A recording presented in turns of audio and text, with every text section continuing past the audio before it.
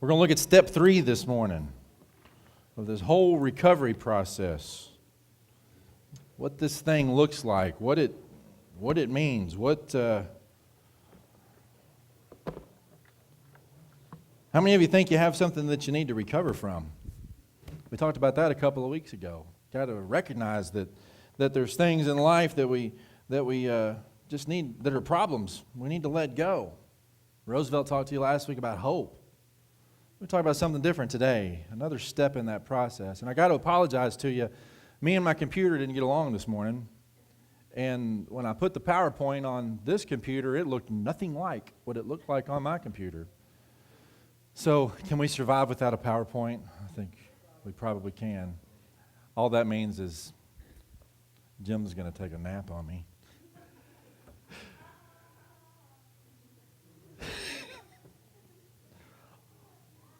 Come to me, all you who are weary and burdened, I'll give you rest. Take my yoke upon you and learn from me, for I am gentle and humble in heart, and you will find rest for your souls. For my yoke is easy and my burden is light. How many of you could use some rest? I can't get my hand high enough. If you've been over across the way and looked in the gym, it's a mess right now. I walked out of there yesterday wondering if I was ever going to breathe again because it looked like it looked like a smoke bomb had gone off in there with all the paint. And there's some folks that are worn themselves out this week and need some rest. All of us could use those words this morning, some rest. But this goes a little bit deeper than just a little bit of rest for the weary. It goes to a pretty foundational understanding of who Christ is, of what He is in our lives and what He can be if we allow Him to be. Read a story of a truck driver that delivered for a pet store. He was going down the road and he was delivering a load of canaries. Every so often, he would get out of his truck and he'd take a 2x4 and he'd beat on the side of the truck. Every 2 or 3 miles, he'd stop and he'd do that. Well, this guy that was following him just happened to be going to the pet store and said, "Man, I got to ask you, what in the world are you beating on the side of your truck for?" He said, "Well, you see, I've only got a 2-ton truck. I've got 4 tons of canaries, so I got to stop every now and then and keep a couple of tons of them in the air so they don't weigh my truck down." Now, we laugh about that, but how much stuff are you trying to keep up in the air so that it doesn't weigh you down? It's true. We tend to do that. We tend to go through life with that picture of what's going on. A lot of us out here are beating ourselves up. For one reason or another, we're trying to keep it all in the air and keep it from crashing down on you. Can you relate to that this morning? If I just keep juggling everything, I'll make it. If I just keep it from coming down, and if I just don't admit that I have a problem, and everything will be good. But we find ourselves in this place. We get stuck, if you will. We get stuck in commitments. We get stuck in guilt. You ever got there before? You can't even think straight because you're so guilty about something. We get stuck in anger. You ever been there before? I'm so mad at you, I can't even think about what I'm supposed to preach right now. I'm just kidding. But we get there. I can't even function today because I'm so angry at something that happened 2 years ago. We do that. We get stuck in our grief. We can't move on to the next step. We get stuck in bad relationships. We get stuck in feeling guilty. We get stuck in all these things, and we wish that we could just get out from under it, but we catch ourselves just trying to keep it afloat, knocking on the side every now and then to get some of it back up in the air because it just gets too heavy. Why do we do that? How do you break out of this stuckness? That's probably the question this morning. How do we break through that? And once we realize that we have it and we know that there's hope to get us out of it, but how in the world do we break through? You know, it's not just enough to know that God will help you.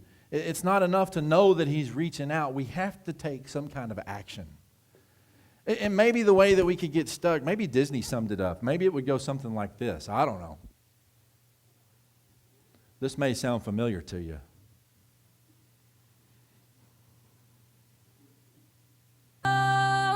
Let it go, let it go. Can't That's hold enough it of that. back anymore. I hate that song. But you're not going to forget this morning that you got to let something go. But how hard is it to let it go when it's so easy to hold on to stuff? Think about that. The third step, it's the C in that acrostic, recovery, is to choose, to consciously choose to commit all of your life. Not just some of it, not just the parts of it that are not good, not just the parts of it that you don't want to deal with, but to commit all of your life to God's will and to Christ's control and to His direction. But boy, that's not easy to do. But we have this assurance in Matthew chapter 11. Come to me, all you who are weary and overburdened, and I will do what? I will give you rest. Let it go. It really is that simple. And the one that can provide the way is there waiting on you. He says, I'll take your yoke from you because my yoke is easy. I can handle it. You don't have to. Boy, there should be amens going up all over the church for that one. You don't have to carry it. He will. That is a huge part of the recovery process, is realizing that and then taking action on it and letting it go. But it's a big deal. Why would anybody turn that deal down? Why would anybody say, if someone's going to take this burden from me and someone's going to ease my load and someone's going to carry it for me, why in the world would I turn that down? Sounds almost too good to be true, doesn't it? Somebody else is going to go to work for me tomorrow. Somebody else is going to do the hard job, but I'm still going to get the paycheck. Cool. Somebody else is going to cook dinner tonight, but I still get to eat it. Awesome. Somebody else is going to clean the house, and I still get to live in it. That's a good thing. If that was right there in front of you, you'd take advantage of it, wouldn't you?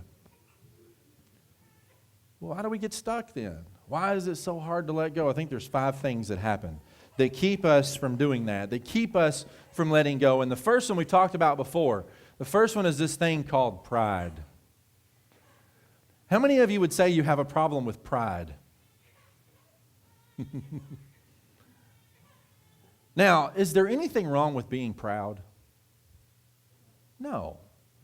There's nothing wrong with being proud. I'm proud of my kids. Most of the time. I'm proud of you guys with the things that I see you doing, with the accomplishments that you do. There's nothing wrong with being proud. But what happens when that pride becomes the very thing that you live for? What happens when you can't make rational decisions because it might hurt your pride? What happens when you can't do the right thing because it's not the prideful thing to do? You know, the opposite of pride, it's humility. And an interesting thing happens that the more prideful you get, the more likely you are to be humbled at some point. You ever been there? We probably all have. Proverbs says in 18:12, arrogant people are on the way to ruin because they won't admit it when they need help. Guys, how many of you are willing to stop and ask directions when you go somewhere? And I specifically said guys. We're driving to Conway, or to Mayflower last night, and I'm just cruising. Actually, we were going somewhere in between, and I'm just cruising along, and all of a sudden my wife starts giving me directions because she has the GPS open, and I'm like, it's just right over here. But I would have turned right here because that's what the GPS said. We're too proud to admit there may be a better way to do something sometimes. But pride can get in our way. Pride can be that thing that will keep us from letting go. It can be that thing that will keep us from latching on to the promises that you can find rest in Christ. Another thing that will keep us from it is guilt. Guilt will keep you from this step. I may be ashamed to ask God for my help or for His help.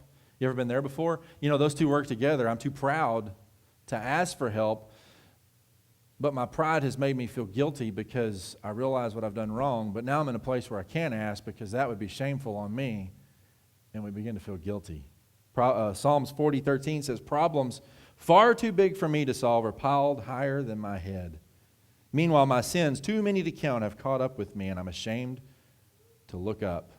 You ever felt that way? You really want to go apologize to somebody for something that you said, but you're just a little bit too guilty to do it. You know that what you did was wrong, but the guilt is just overwhelming you, and the shame of actually saying it is just too much. You ever been there before? God, I know I'm not doing this the way you want to, but it's a whole lot easier to go hide right now.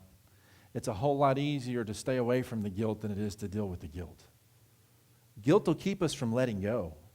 Guilt will keep us from doing the right thing when we need to do the right thing. Don't be guilty. Don't harbor the guilt. You know, Paul makes an interesting statement in Romans when he says, all have sinned and fallen short of the glory of God. You think you feel guilty? You ever wonder what I feel guilty about? You ever wonder what your neighbor feels guilty about? I promise you, you're not in this alone. Paul says all have been there. All have fallen short in some way. All have sinned. There's no reason for you to be guilty for making a mistake. Let it go. Admit it, deal with it, and move on. That's part of the recovery process. The third thing is this, fear. I'm afraid of what I might have to give up. You ever been there before? Life is comfortable right now, and if I have to let something go, it's not going to be comfortable anymore. If I have to let something go, it's going to be kind of like the guy that fell off the cliff.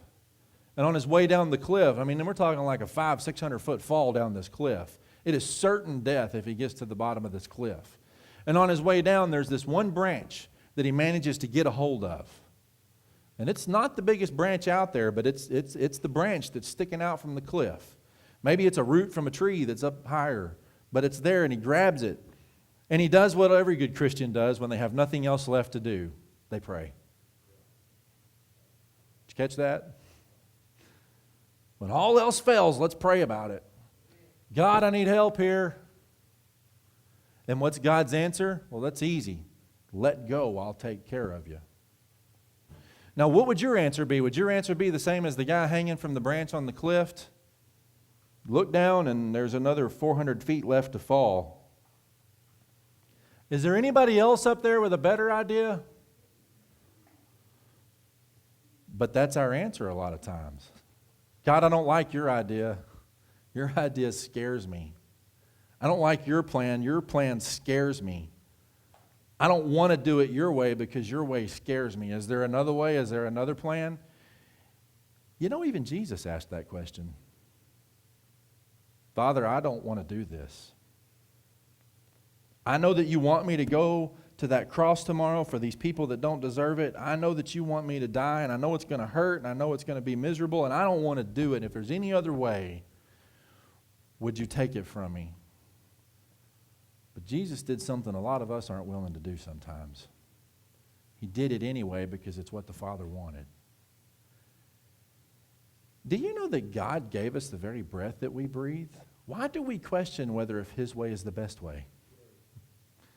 Just let go. That was an interesting sound effect. But it begs to ask a question, what are you afraid of if you commit your life to God? What are you afraid of if you really let go and give everything that you have to Christ? Are you afraid that you're suddenly going to be some kind of a holy roller? Are you afraid that you're suddenly going to be labeled? Well, that'd just be terrible. If we were labeled to be different than everybody else in this world. As a matter of fact, I think that's what we're supposed to be. Set apart to be different, or called out to be set apart to be different than the world. Well, bring it on then. What are you afraid of? You know, maybe the theologian Bob Dylan said it the best. He said, you're going to have to serve somebody. Don't sing the rest of the song. But he's right. You know, every single one of us is serving something. Every single one of us is being controlled by somebody or something. Maybe it's your ego that's controlling you. Maybe it's your habits that are controlling you. In Celebrate Recovery, we use the term hurts, habits, and hang-ups. Maybe it's one of those three things that have you doing the things that you do. Everyone serves somebody. Why not make the choice to serve Christ? Why not make the choice to just say, okay, I give up. It's all yours. You take control. I'll let go of the branch. Maybe an eagle's going to swoop by and pick you up. Isaiah promised we would soar on wings like eagles. Think about that. What are you afraid of? What does a man benefit if we gain the whole world but we lose our soul? Do you know what the Bible says we gain? Absolutely nothing. But if we give up everything that we have to gain life in Him, we have gained everything. But fear gets in the way a lot of times. Fear gets in the way of allowing us to do that. That's the third step. Take that step out of fear. Just because it's comfortable holding on to that branch and it's the best choice that you see right now doesn't mean that it's God's choice. Let go and let God. The fourth thing that keeps us from breaking through the stuckness and letting go is worry. You ever worry about anything? How many of you were awake at 3 o'clock this morning worrying about if you set your alarm right to get up on daylight savings time? I ain't going to admit that. Are you crazy? I was. We worry about the silliest things. Have you ever noticed that? We worry about things that other people, well, actually, this is kind of comical when this happens. Actually, it's not comical. It's kind of sad when it happens.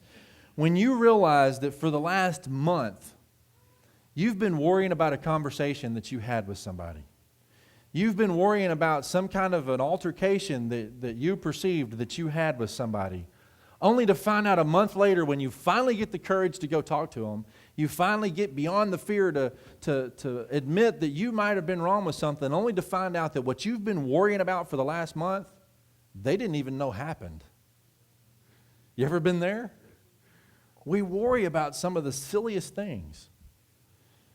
JFK made a pretty bold statement when he was elected president.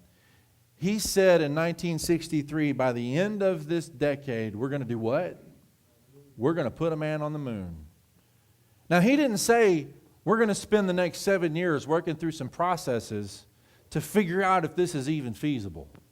He didn't say we're going to enlist some German scientists to build these rockets because we're miserable failures at the rocket business. If you don't know that, go look at history. He didn't say that we're going to look at and form this committee to start some processes to get there. He said, he made a decision. He said, by the end of this decade, we are going to the moon. He knew full well he didn't know how to get there yet. He knew full well the process wasn't in place, but a decision was made.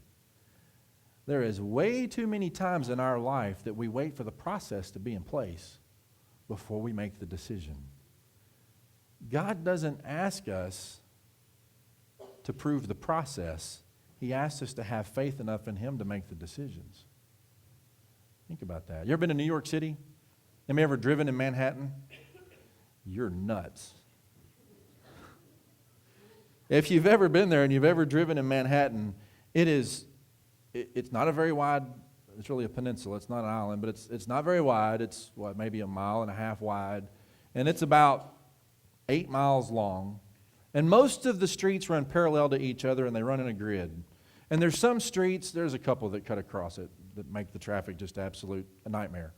But if you're in one of the streets that goes straight, you can actually sit in your taxi cab or in your car, or if you're walking down the side, you can actually see probably 8 or 10 or 12 stoplights down the road. Now, if I wait for every single one of those stoplights to turn green before I leave the spot that I'm sitting in, am I ever going to make the decision to go? No, because they're not ever going to all line up and turn green, but I still have to make the decision now. We spend way too much time worrying about the processes. We spend way too much time waiting for the decision or waiting for the process to line up to make the decision now to follow Christ. What are we worried about? When God says go, go. Let go of the fear. Let go of the worry. If you go over in the gym right now, it's a mess. You go over in the office right now, it's a bigger mess. We're at a pretty interesting crossroad at the church right now. And I'm not just talking about our church. I'm talking about the Church of the Nazarene. I'm talking about the Christian church in America, period. Is at a very interesting crossroad. Do you know that in our town, in Jacksonville, we're located in a position that we have the possibility to literally be the beacon, literally be the light on our side of town. Because this side of town has been just sort of overlooked. We are literally at a crossroads in our location. The city has plans to make roads bigger. The city has plans to do some other things. And we sit at a place where we could either continue to do things the way we've done it for years and hope that somebody will walk in the back door, or we can change things not knowing what the process looks like, but make the decision now to step out and say, God, we're going to be the church that you want us to be, whatever that looks like. You want to know why the gym's a mess right now? Because some decisions were made without the processes being known yet. That's called faith. That's called getting over the worry. Now, do you think that creates no worry? No, in fact, it creates more worry. But it doesn't change the decision. It doesn't change the outlook to look to the process to be the church that God wants us to be. If we waited for all of the processes to line up, if we waited for all of the finances to line up, if we waited for everything to make sense, we would continue to open the doors at 10 o'clock on Sunday morning and hope somebody walks in and not make a difference in anybody's life. That's not the church that God's called us to be. Why worry? Let the worry part go and step out and be the church He wants us to be. The Marines had a pretty definite strategy when it came to not knowing the process, but following a decision of their commanders. If you go back to World War II and all of the little skirmishes and the battles in the islands in the Pacific, there was a very definite process that they took to take the islands. It would begin with a pretty massive bombardment, either from ships just set off the coast, or from airplanes dropping bombs or launching artillery shells into the whichever enemy it was they were facing, into their strongholds. And if you know much about the Japanese, they had some pretty tough strongholds. They knew how to build bunkers. They knew how to get underground and get out of the way. But it started with this bombardment. Some of us are in the middle of that bombardment. Some of us are in the middle of all of these things coming in on life, and it doesn't make sense to us. The purpose of the bombardment was to sort of disrupt the enemy. It was to make them uncomfortable. It was to weaken them and to soften them. You know, Satan knows that works with us. And he will bombard us with anything he can to soften us to the point where we're not willing to let go. After the bombardment took place, they'd do another thing. They would take a few guys, whether it be just a few patrols of 30 or 40 men or even several hundred, and they would get onto the beach. They may only go a few hundred feet onto the beach, but they would establish a beachhead. Do you know what that message sent to the enemy when they established that beachhead? The Marines have landed. We're doomed. It may be tomorrow, it may be next month, but the Marines have landed and they've got a foothold on our island. When Jesus says, "Come unto me and I will give you rest," if we accept that, He's made a foothold in our life. And do you know when He comes onto that beach and makes the foothold in our life because we've let all these things go, Satan goes, "I'm doomed." Because he's eventually going to win. Get over the fear. Get over the worry and just let it go. Maybe you worry that in this battle you couldn't hold on long enough and you can't hold out. Maybe you worry that you just don't have the strength to keep on going. I'm telling you, don't worry. That's not your job. Jesus says, "Cast all your cares upon me, because my yoke is easy and my burden is light." You know what it meant when a yoke was easy on one of the oxen? It meant that his job, he was strong. It meant that the yoke meant nothing to him because he was just going to bull through his business and take care of the toughest of fields. God's yoke is easy because He can handle anything that we can't. Philippians 1:6 said, "God who began a good work in you will keep right on helping you to grow in His grace until His task is finally finished." Give up the worry and rest in Him. Let go and let Him carry that. Let Him get the beachhead. Let Him get the stronghold in your life, I promise you, Satan will tremble. This may be the most detrimental, though, is doubt. That's the fifth one, doubt. I want to believe, but I just don't believe it's going to happen. God, I want to believe in you. I want to believe that you sent your son to die for me. I want to believe that you have my best interest in mind, but I just don't see it. Let me remind you of a guy named Jairus. You remember his story? Jairus came to Jesus one day and he said, Jesus, I know you can heal people. He said, my daughter needs to be healed. Jesus told him, if you have faith, then she will be healed. Boy, how many times do you read that in the Bible? If you have faith, then something will happen. That hadn't really changed over the last 2,000 years. I don't know if you know that or not. If we have faith, God can do amazing things. Jairus was real honest about it, though. He said, Lord, I've got a lot of doubts. I want to believe, but I've got some doubts. And then he asked him, can you help me with my unbelief? Boy, that's getting over the doubt. That's getting over the fear of what the answer might be. Can you help me to believe? That's getting over the pride of thinking I can do it all on my own. Will you help me to believe? And you know what Jesus does? Get out of here. Your daughter's healed because of your faith. What do you think happened to his doubt then when he saw that his daughter was healed? What do you think happened to his doubt and his unbelief? Do you think it might have become belief? Do you think it might have become faith? Do you think that faith might have grown? If we continue to go through life in doubt, you're going to continue to question your faith because you're not going to get to see the rewards of that faith being lived out. You're not going to exactly pray first, not when it's all failed. We've mentioned a couple of times that within Celebrate Recovery, a lot of the building of that faith is through testimonies.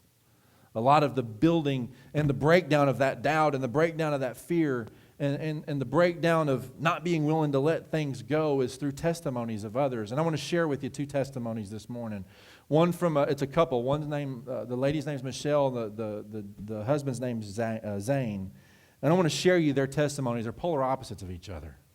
But listen to this. This is Zane's testimony. He says, I'm a believer struggling with codependency. Turning my life over to the will and care of God as I understood Him is a relatively new concept to me. It was through the tool of recovery that God has shown me how truly wonderful a relationship with Him could be.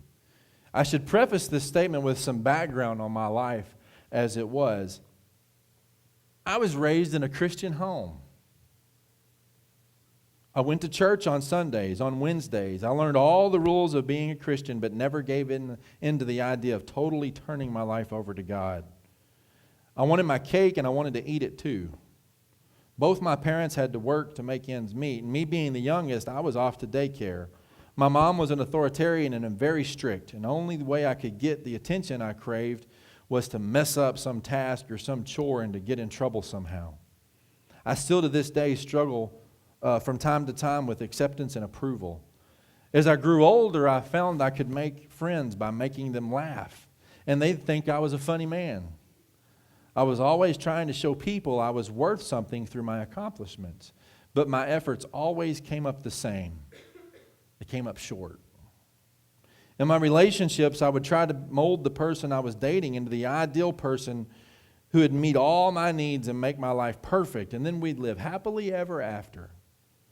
This attempt at healing my pain always proved unproductive. And as I grew older, I found out I could sing, and it was an attention getter too, but it wasn't enough. So I got into rodeo, and of course, being who I was, I found the roughest event I could ride. For the better part of 2 years, I rode bulls, and this almost seemed to quench my hunger for attention, but I wanted the total package. So with my buddies, I'd hit the bars and the nightclubs and all the spots that the cool people went to. And I thought for sure this would be the great fix. It wasn't until the spring of 1991 the tables had turned in my life. He'd been called or had been attending Saddleback Church for quite some time, off and on, and my conscience, he says, was telling me to start back to church on a regular basis. This was the year my life came crashing down. He says a 3-year downward spiraling relationship was coming to an end, and I moved to another state to try to resurrect that relationship. It proved almost fatal for me. I came home broken and at the end of my rope. Then, and not until then, the Lord had me right where He needed me for healing. A good friend of mine who had compassion on me told me about Celebrate Recovery, and I came to see if this could help me out of the pit all of my best thinking had gotten me into. Through recovery, I've learned to view my past openly, and for the first time, honestly evaluate my part in the way things turned out the way they did. You know, that's getting over the guilt. That's letting go of the guilt. The program is a tool that God used for me to establish a relationship with Him. For the first time in my life, I have a true working relationship with Jesus Christ. What I've learned about myself is that I was always trying to fill an emptiness deep in my heart. I'm aware of destructive patterns that could possibly sabotage things in my life, and I have my Lord Jesus to thank for this. Without Him, I have no idea how far I could have been lost. Every day as the Lord grants them to me, I turn my life over to Him spiritually, mentally, and physically, asking for His will to be done, not mine. It's not all roses, but I can truly say my life is the fullest and the richest that it's ever been. How could he possibly have to deal with that stuff? He grew up in a Christian home. He says right there he was in church every Sunday and every Wednesday. Learned all the good rules like a good Sunday school kid's supposed to do. And he did the right thing. So how could he possibly have to have a testimony like that? No one is exempt from life. No one. But we let our pride make us think that we are. We let the guilt make us think that we are. We let the fear and the doubt and the worry make us think that we are. Here's Michelle's testimony. She says, I'm a believer struggling with codependency. My life growing up was quite different from Zane's. I grew up in a broken home that became an alcoholic home. I was abandoned either emotionally or physically by one or both of my parents. If I lived with my mom and stepdad, who were impossible to please, I tried everything to gain their approval by good grades and being a good girl, but I was never able to do enough to win their praises. I know some kids like that. Since my parents were alcoholics, they weren't emotionally available for me. So I turned to my friends and boyfriends to get approval that I so deeply needed. I learned to become a people pleaser. I found myself being used and abused by most of my boyfriends. And I felt in some strange way comfortable with that. I deserved that kind of treatment, I thought. I eventually turned to drugs to numb my sadness, and the only thing I found there was emptiness. I'd still be there trying to fill my emptiness with whatever I could find, but God had a different plan for my life. I asked Jesus Christ into my heart in 1990, and I received a great deal of healing that first year.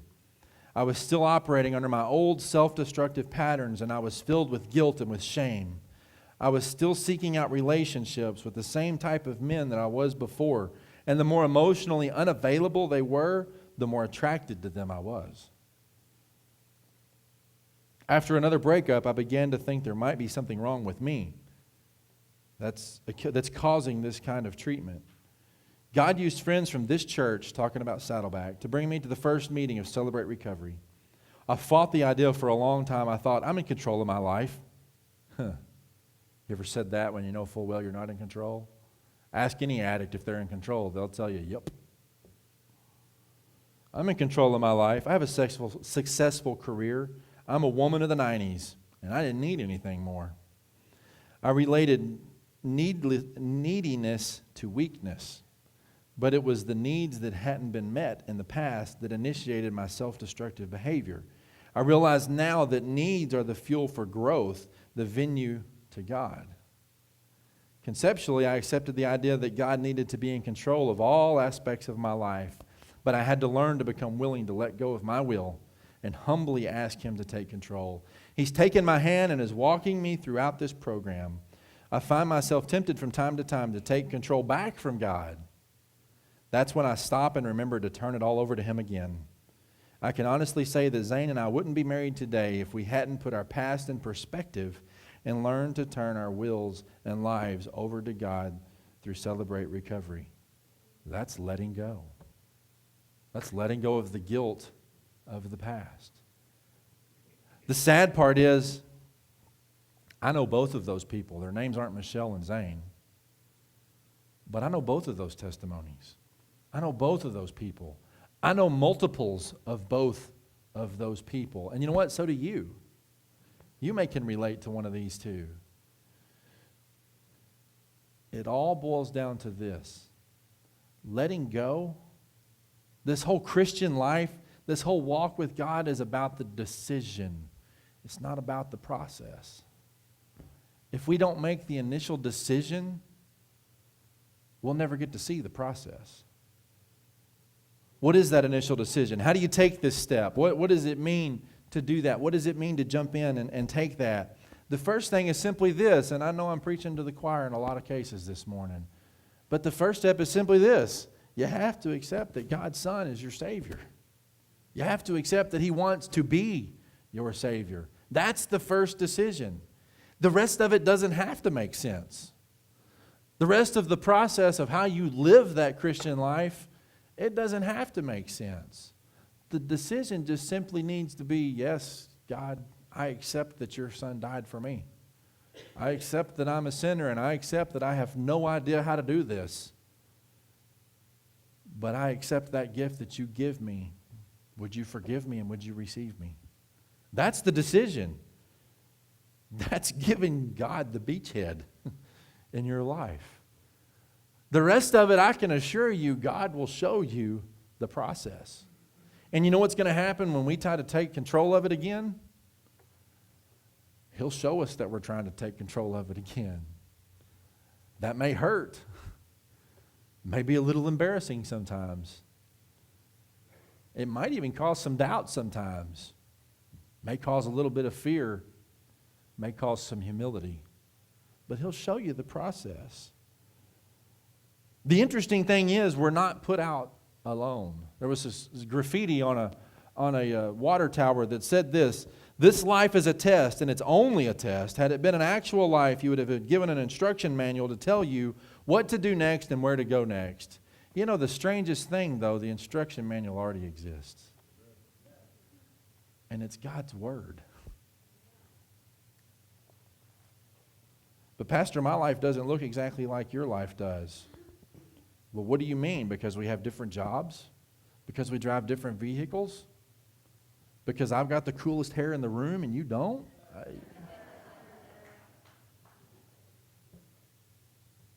Okay, I'm dealing with a little bit of doubt in that one. But what do you mean our lives don't look exactly alike?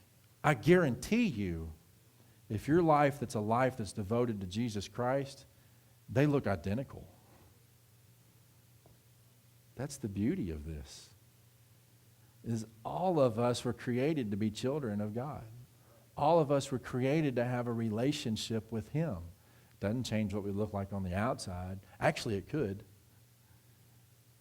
Doesn't change the vehicles we drive. Doesn't change the jobs that we have. Might. Doesn't change a lot of things, but it changes what's going on in here.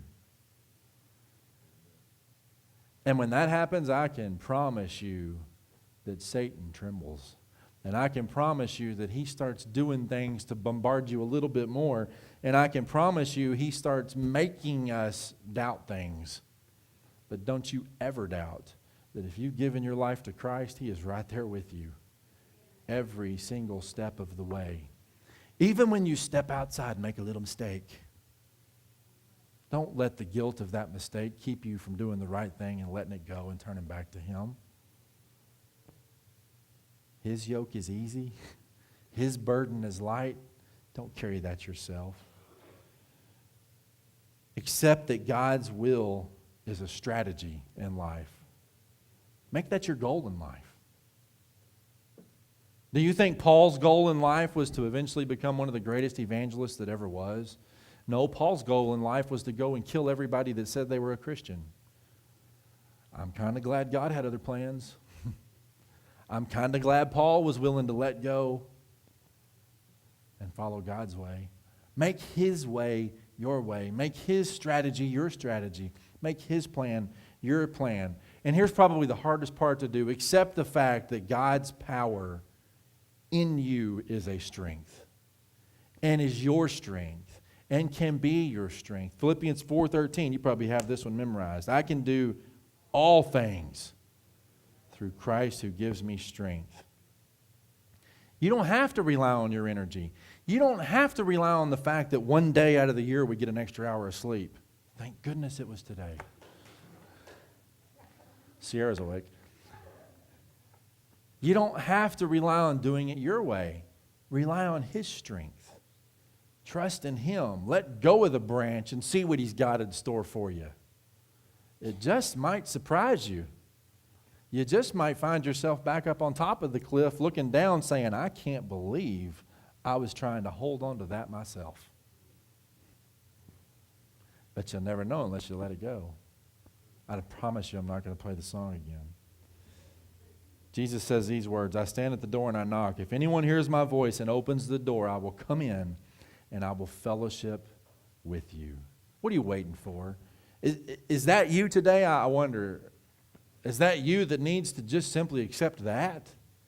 You need to make that decision? Okay, God, I get it.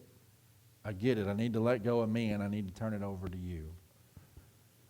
You know, maybe one of the best ways I can describe this is, it's an airplane analogy, sorry. Pilots fly airplanes, that's what we do.